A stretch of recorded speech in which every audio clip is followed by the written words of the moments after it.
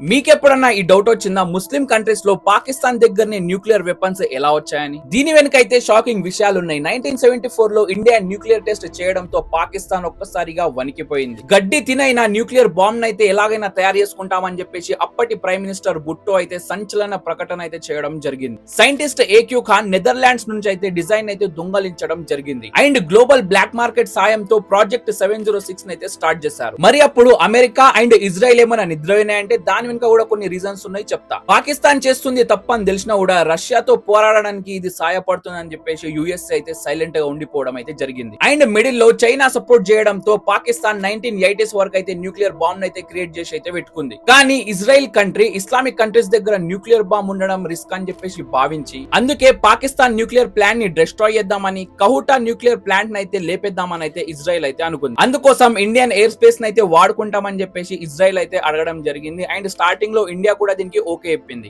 Pakistan and America closeness చూసి Jammu and Kashmir లో ఉద్రిక్తత దృష్ట్యా ఇది డైరెక్ట్ యుద్ధానికి దారి తీస్తుందన్న ఆందోళనతో భారత్ అయితే తర్వాత నో చెప్పడం అయితే జరిగింది. ఈ విషయం మీకు ఇంతకు ముందే తెలుసా? అయితే తెలియని మీ ఫ్రెండ్ తోనైతే ఈ విషయాన్ని అయితే షేర్ చేయండి.